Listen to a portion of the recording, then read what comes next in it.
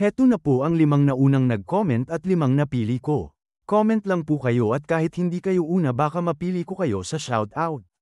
At ito na ang una na si Lodi Anisa Dico, Bien Tyrone, Lodi Marquian Virtudoso Alicer, Lodi JCM Pete, Lodi Rianlad Castillo Violan, Lodi Angelo Relax, Lodi Cedric Zombaga, Lodi Rafi Elias, Lodi Adrian Balansag, Lodi Lopez Cat Ayes, Lodi Francis De Chilo, Lodi Romeo Barola, Lodi Sherhini and Aga.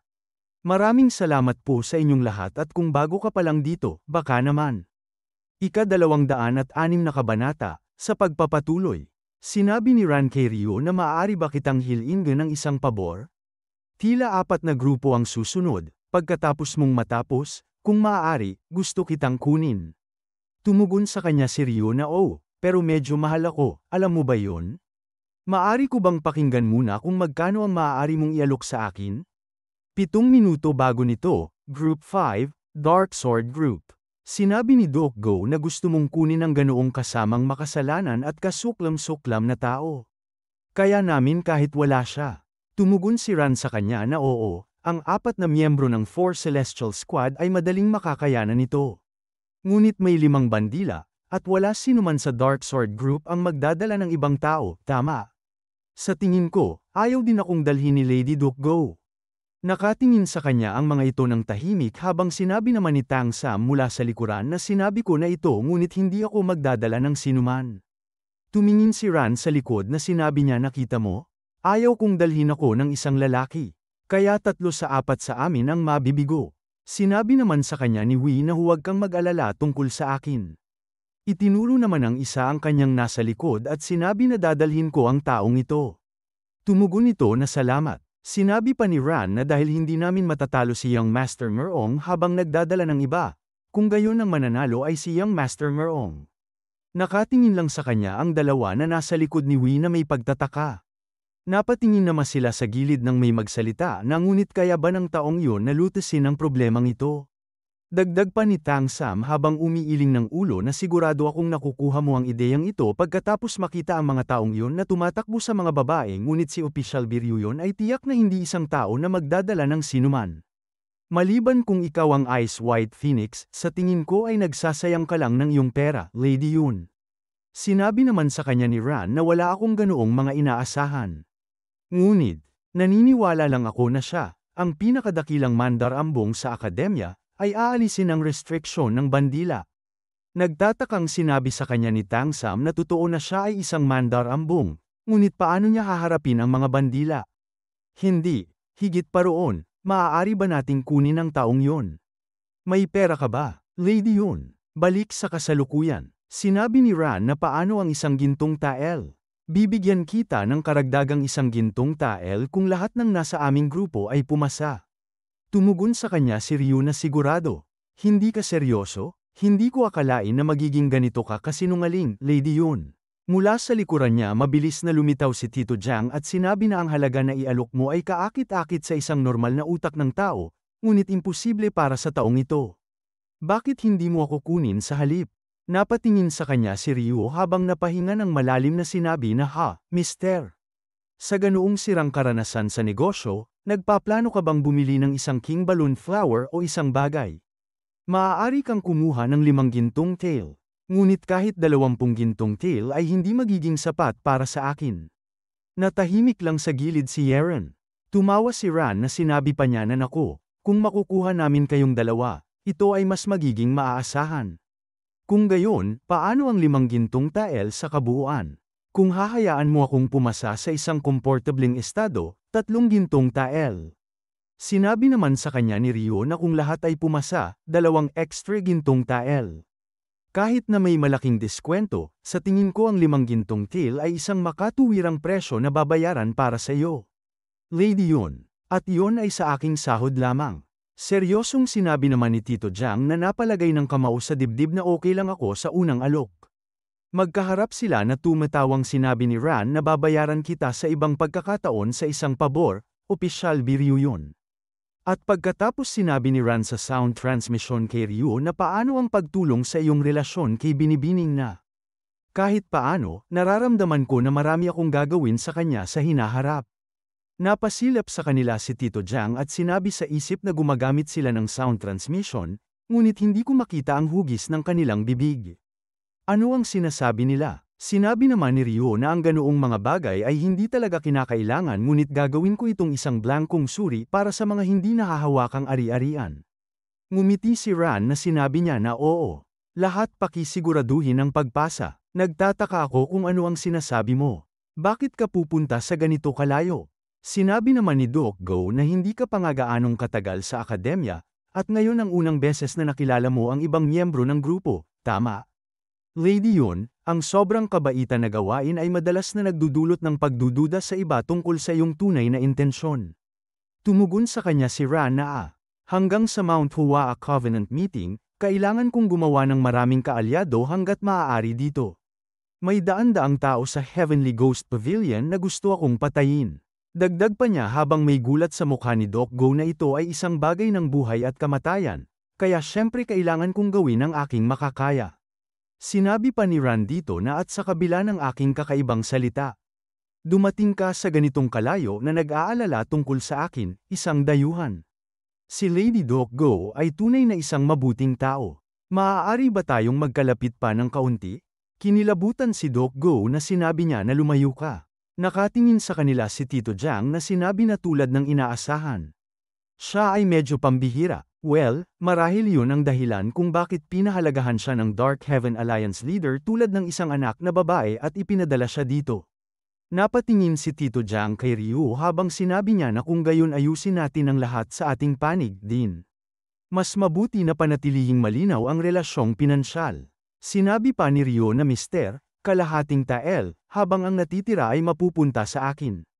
Gawin natin itong maayos. Naiinis na. Sinabi ni Tito Jiang na hoy, 1 hanggang 9 ay sobrang dami.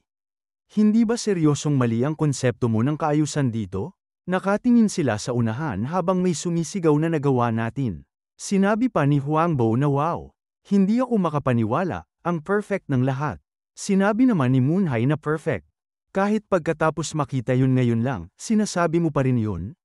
Na lumiliwanag ang mga mata ni Elder Cho na nilagyan niya ng enerhiya ang panggarote na sinasabi na sugod, bastardo.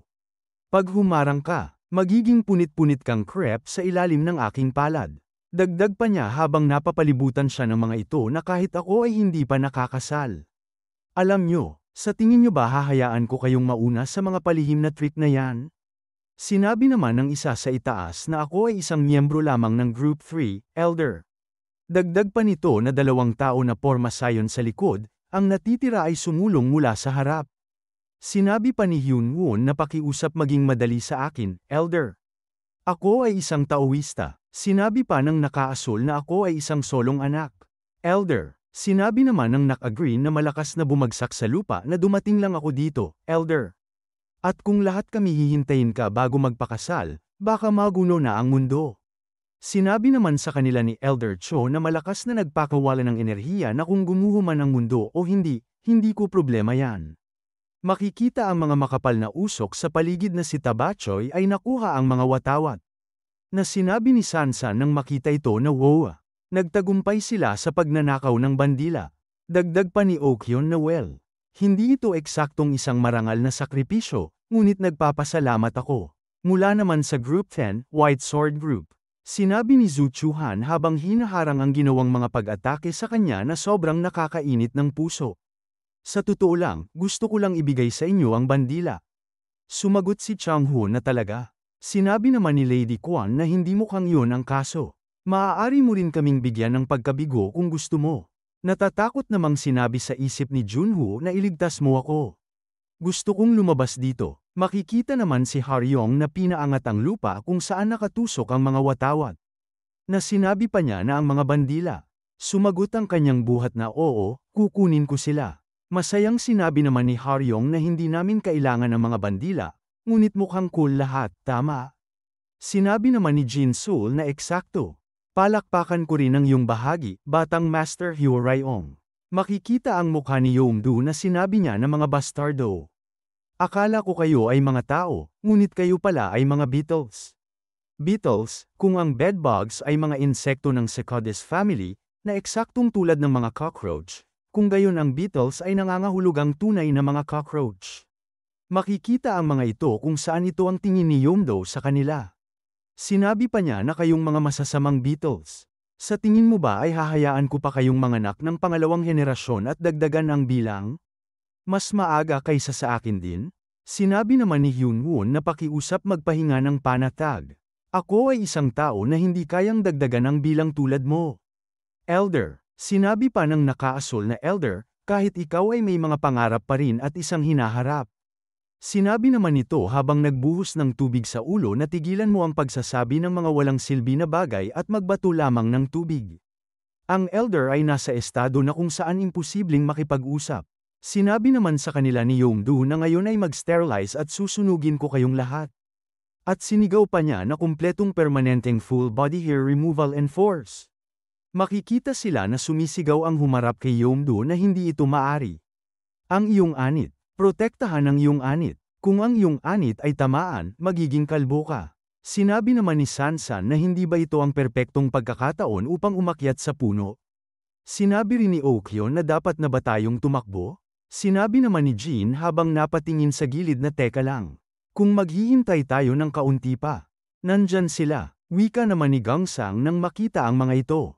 Mabilis na parating si Myung kasama ang grupo ni Haryong na sinasabi na kailangan lang natin targetin ang isang huling elder. Kung gayon sa pagitan ng dalawa, mas mabuti na pumunta para kay Elder Blaze Blade, dahil hindi niya kayang sunugin ang puno.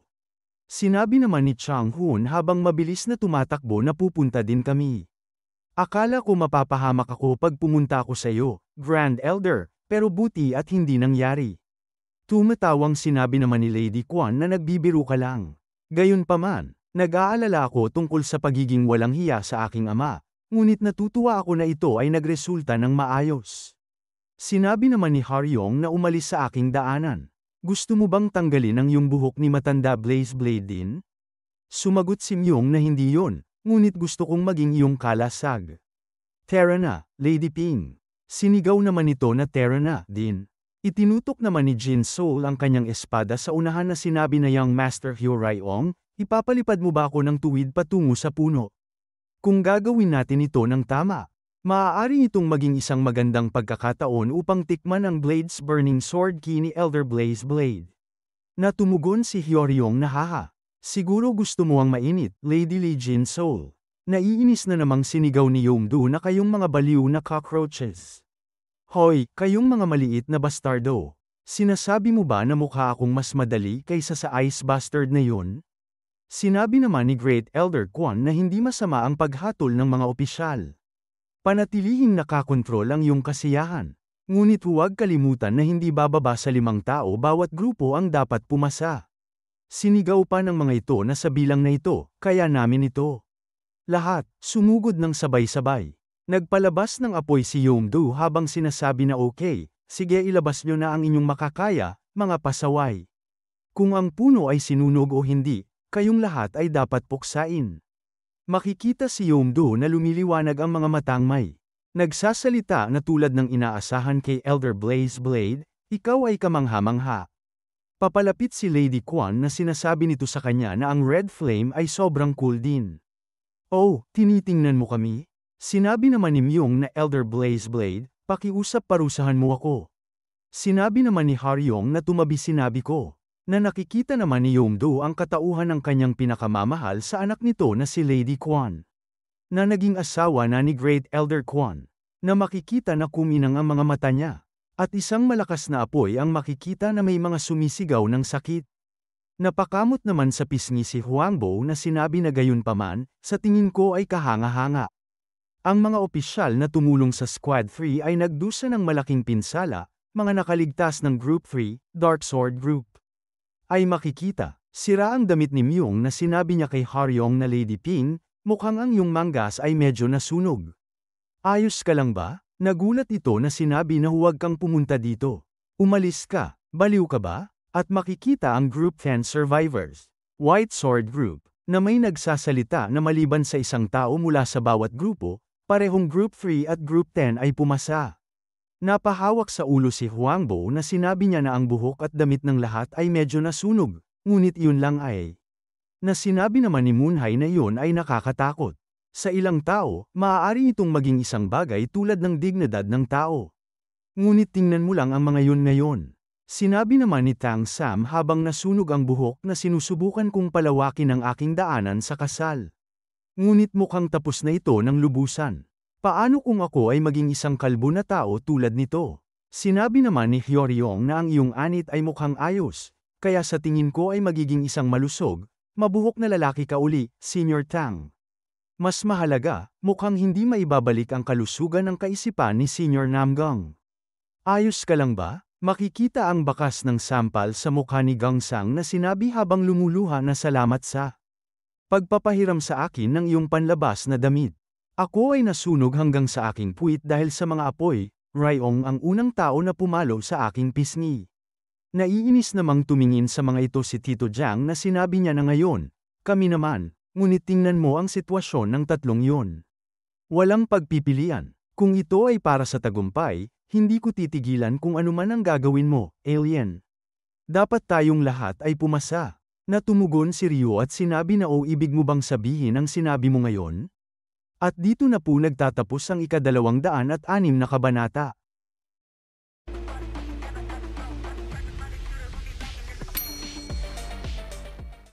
Ika-207 kabanata sa pagpapatuloy. Mula sa Shadowless Squad, Zanggay ng Nanchang. Binabasa nito ang mahabang nakasulat sa papel na sinabi pa na ngayon, ang unang round ng gatekeeping. Handa na ba ang tsansa para sa Group 4? Tumugon ang kaharap nito na umpisahan natin sa tsansa ng panalo ng Group 4 na itinaya ng squad leader. Itinaas ang kamay nitong sinabi na ang pinakamataas na nahulang mananalo ay ang Group 6, Group 7, Group 8, Group 10, at Group 4.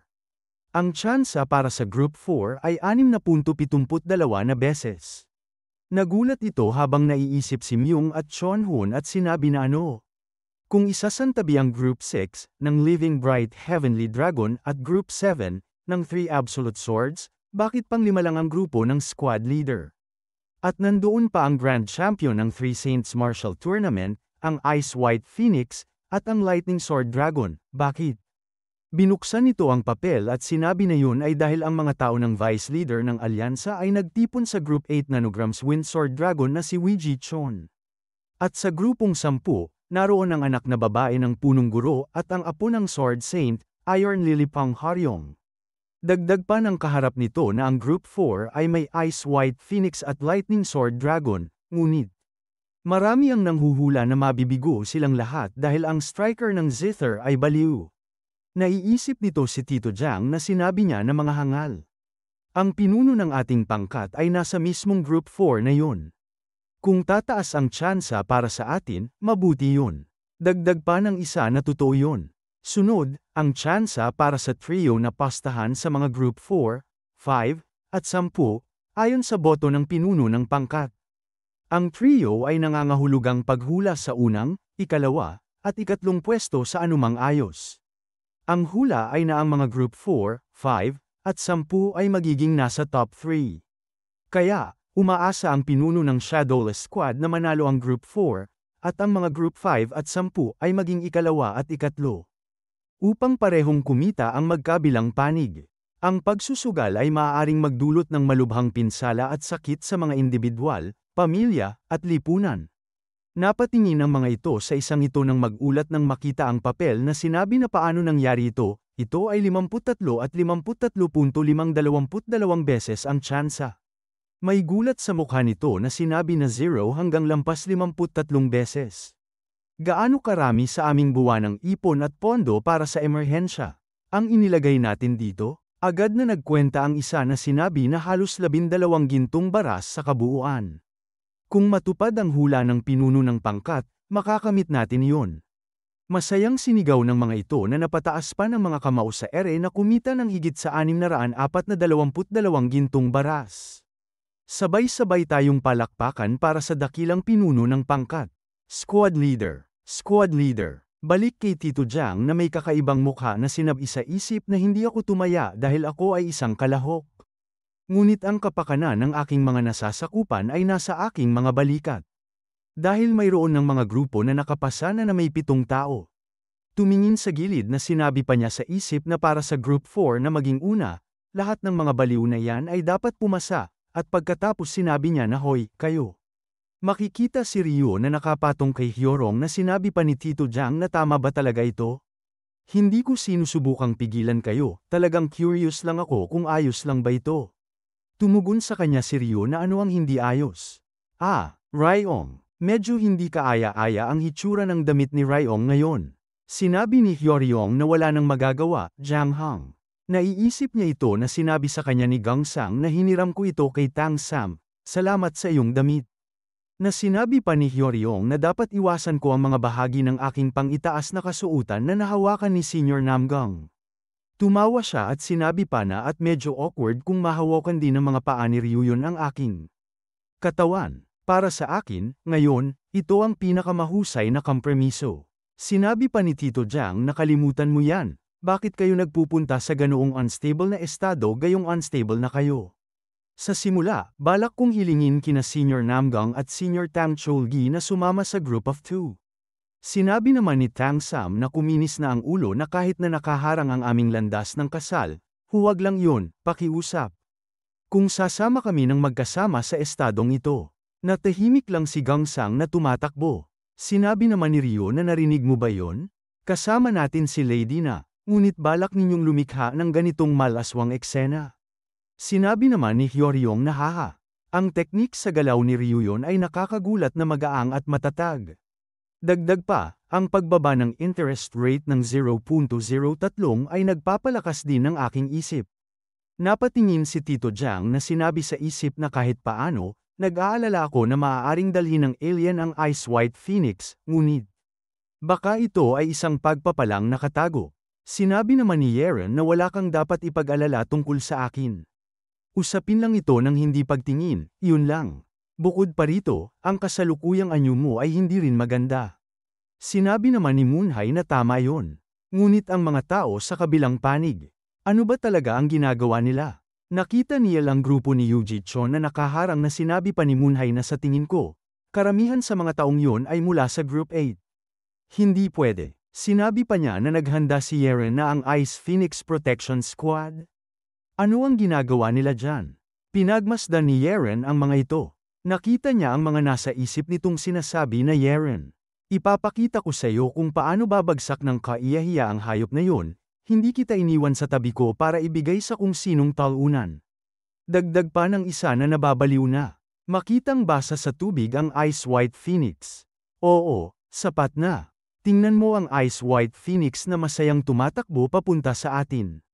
Bakit hindi na lang natin iwan ang Zither Striker at sundan na lang si Ice White Phoenix? Napatingin si Yeren sa kanila habang sinasabi ni Ryo na Ryong, pasulong. Mula sa tubig lumalangoy si Hyoryong habang nakatayo si Ryo sa kanyang balikat na sinabi pa niya na Ryo yun. Hindi ka bababa noong nasa ilalim tayo ng tubig? Siyempre, bakit kailangan kong lumangoy? Sinabi naman ni Moonhye habang may gulat sa mukha na anong meron sa lubad na yon. Ngayon na tinitingnan ko, pati ang pinuno ng pangkat na si Gang Sang ba ay ginagawa ito? Makikita sila na sinabi pa niya na posible kayang sinusubukan nilang i-connecta ang lubad sa kabila. Hindi maaari, siguradong sobrang haba ng lubad, kaya ba talaga nila yon? Sinabi naman ni Tito Jiang na magagawa yon. Nakatingin sa kanya si Moonhye na sinabi pa na may pangtukod din. Saan ito biglang nanggaling? Sinabi pa ni Tito Jiang habang malakas na pinupukpok ang kahoy sa lupa kung saan nakatali ang lubad na mahina ang aking kalusugan, kaya palagi akong may dala ng mga pang-emergency na kagamitan. Senior Huang, kung handa ka na, tara na. Tumugon ito na sige, pero ang apelyido ko ay Huangfu naman. Tumalon ito sa tubig habang sinasabi na una na akong pupunta para siguraduhin ang kabilang panig, kaya pakiusap, mag-ingat sa pag-akyat o pagbaba. Sinabi naman ni Moonhye na nagdadala siya ng ganitong lubad at kahoy na tuod dahil mahina siya. Bukod sa mukha niya, akala ko normal lang ang taong yon. Na sinabi naman ni Yeren sa isip na siguradong inihanda niya iyon ng maaga. Sinabi pa ni Tito Jiang sa isip na ano ba talaga ang nangyayari sa pagpupulong ng Mount Hua Covenant na ito na nagtutulak sa isang tao mula sa alyansa na gumawa ng ganitong hakbang. Hinala ko na maaabot ito, pero bigla narinig niya na tapusin niyo sila. Makikita na umatake ang mga ito na sinasabi pa na mga hayop kayo. Paanong naglakas loob kayong agawin ang basang anyo ng Diyosa? Sinigaw pa ng mga ito na putulin ang lubid. Sinabi pa sa isip ni Tito Jiang na gaya ng inaasahan.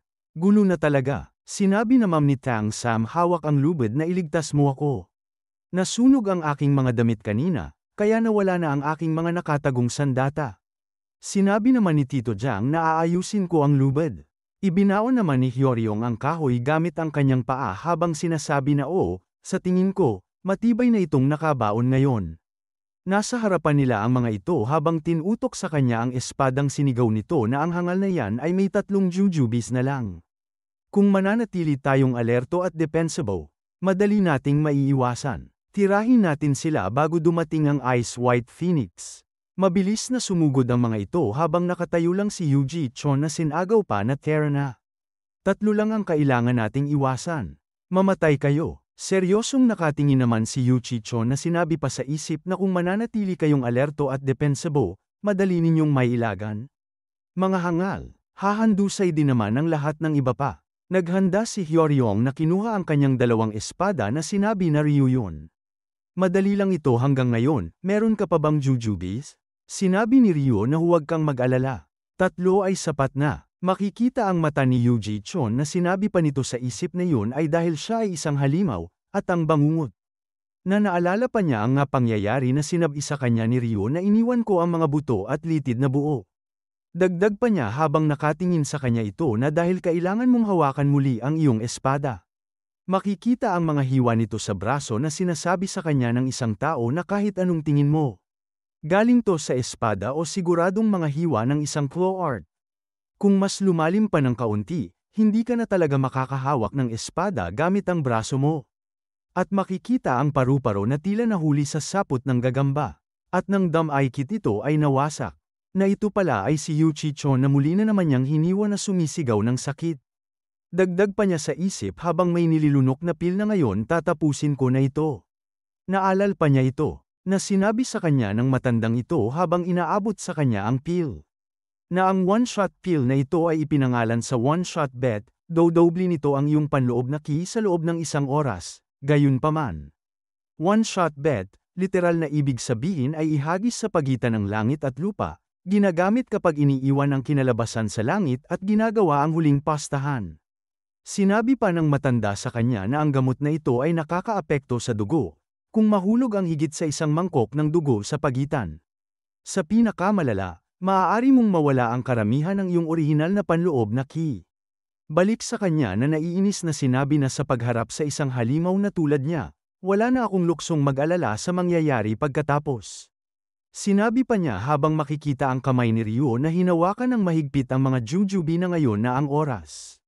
Nakatutok naman ang espada nito na sinisigaw na Inisan attack. Pinakawalan ni Ryo ang jujubi sa kanyang kamay ng malakas. Sa sobrang lakas nito ay halos hindi nila ito maiwasan na tumama sa mga ito. At pagkatapos mabilis na sumugod si Yuji Chon gamit ang Jingcheng Whirlwind Sword Technique Hughes, 12th Form Heavenly Wind Demon Thunder Slash. Na nakatingin lang sa kanya si Ryo habang si Hyoryong naman ay naghanda. Mabilis namang tumalon si Yeon sa lubid habang sinigaw niya na mag-ingat ka. Mula sa ere sinalubong ang ginawang atake ni Yuji Chon para kay Ryo ni Yeon. Na makikita na nagkatamaan ang dulo ng mga espada nito. Napatingin naman si Yeon na may pagtataka. Nang makita niya ang espada ay nagkaputol-putol gawa ng tila sinulid na nakatagong sandata ni Ryo. At pagkatapos ay bumulwak ang dugo. At dito na po nagtatapos ang ika-207 kabanata.